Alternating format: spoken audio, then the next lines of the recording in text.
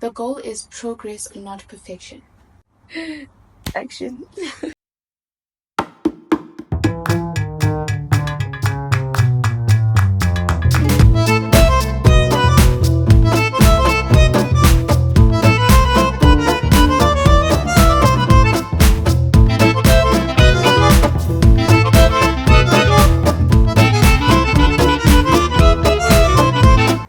The verse for today is Proverbs 4 verse 13. Take firm hold of instruction. Do not let go. Guard her, for she is your life. One of your own enemies is yourself. Not to scare you, but you need to know this in order for you to be able to move forward and how to change it. I said this because the enemy has programmed you so much from your childhood, because the enemy learns us from when we're still growing up. So he has programmed you from your childhood. He has programmed you through the years so that you can be able to sabotage yourself for him without even knowing. Because these are default settings that he has put in your mind, in your subconscious. This is why today our topic is intentionality. In your path, the enemy may bring people that will plant seeds of doubt, make you second guess yourself, make you second guess getting to know our Father, make you second guess our Father's love for you and whether or not you are deserving of it. When we're not feeling worthy enough, that's when we know we need Him most. Ourselves, and when we think that we aren't worthy enough, those are the type of people that our Messiah died on the cross for. So with intentionality, we have to learn to remove distractions. Only when we decide to start afresh and make changes, that is when things will start to change in our lives. Starting afresh may seem scary. It may seem like a waste of time. It may seem like I've come all these years and I've come all this way. How can I start afresh now? But that may just be the perfect and right step for you moving forward. Rededicating your life to our Father so that you are in direct alignment with your will that He has given you, and so that you have obedience to that will. Do not speak negatively of yourself, for you are cursing your own life. The enemy tempts you with what entices your flesh, with what does not build your spirit, what will quench your spirit, being the Holy Spirit, the set apart Spirit of our Father. It will quench that spirit by making you act more in the flesh. What does it mean to act more in the flesh? That means doing things that are not good for the spirit, that are not good for the soul. How do we know some things are not good for the spirit and for the soul? We find it in the Bible. The enemy triggers your flesh by tempting you. But our God, our Father, He trains us. So sometimes you might find yourself in situations where you're like, am I being trained by God, or am I being enticed? Am I being tempted by the devil? The enemy will tempt you, will entice your fleshly desires, but our Father edifies us. And the meaning of edify is to improve. Is to improve someone, to make something better than what its previous state was, to bring out a fresh version of it. That's what our Father does. He doesn't make us stay stagnant or worse off. When he edifies us, we come out better. Be intentional about your actions. Take accountability for your life, and do not let the enemy control your actions and decisions. This is where informed decisions come in. Streams of media will feed you things. It is your responsibility to pray for discernment, research the truth, and make a decision when sure. Research these things after praying about it. Pray about it.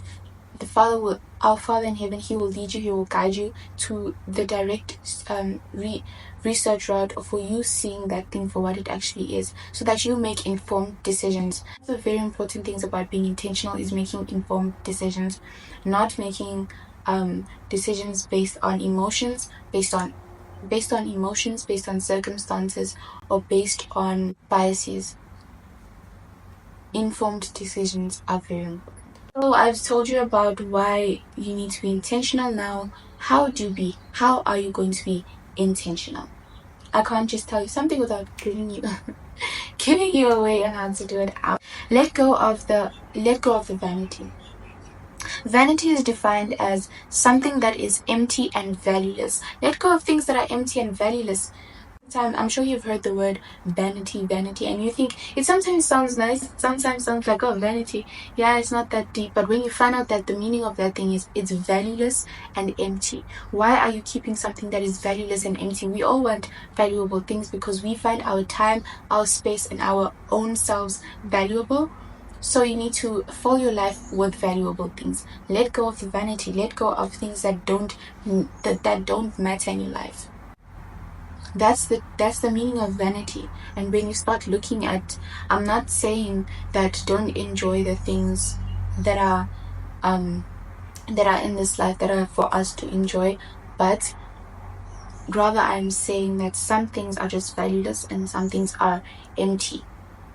They cannot satisfy us. That's why you find yourself filled with that's why you find some rich people have so much wealth, yet they are not happy, yet they still have a void, because our Father is the only one who can fill us. Next is to pray often. Meditate on the word.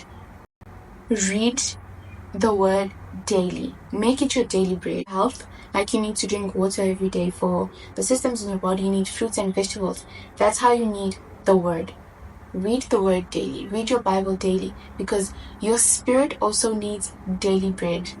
If you don't eat every day, you're gonna see yourself losing weight. You're gonna see yourself getting sick easier. That's the same thing with the spirit.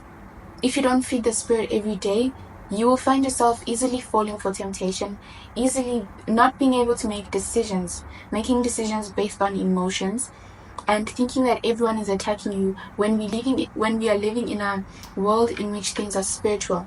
Next is self-reflection. This means being open to constructive criticism from the right people, not just from any. You can't just go to a stranger on the street, any Tom, Joe, or Harry. This is from people that you find valuable. I'm not gonna say it goes back to vanity. This is from people who you find valuable. These people who bring value in your life. If they are giving you constructive criticism, listen to it and pray about it and implement it in your life. And the next one is practice self-compassion. If God has forgiven us for our sins when we have godly sorrow and repent over it, who are we not to forgive ourselves? The goal is progress, not perfection. We won't be perfect in it, but we'll keep growing and we'll keep being better than we were yesterday. That is the goal. Because once you have a goal of perfection, you will not reach it. Because all you want to be is perfect, and what happens after you're perfect? Not what happens after you're perfect. The only goal you have is to want to be perfect. But with progress, you understand that you can make mistakes, you ask for forgiveness, and you move forward with it. That's the difference between perfection and progress. And the next one is embrace change. Change is inevitable. Change is inevitable, meaning it's certain to happen, bound to happen, and it's unavoidable.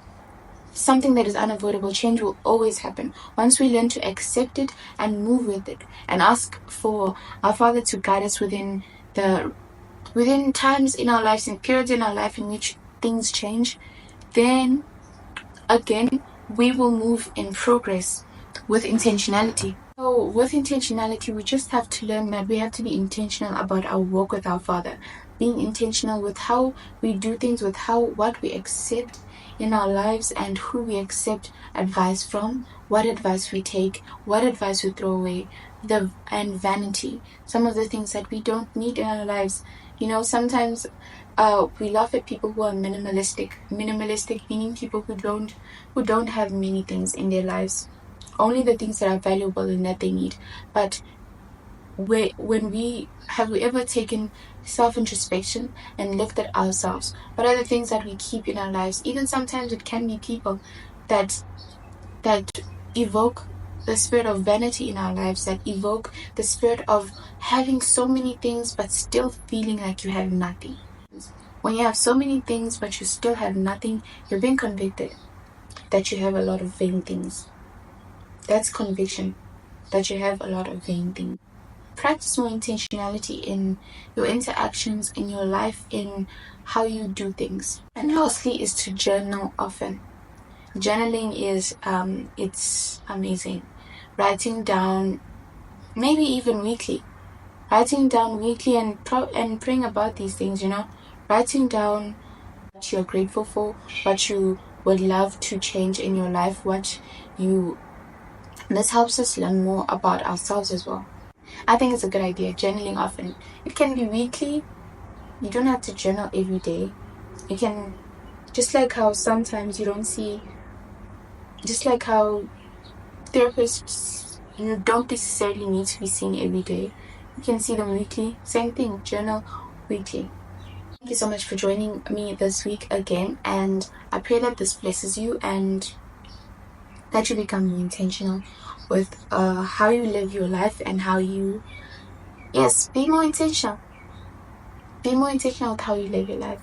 Thank you.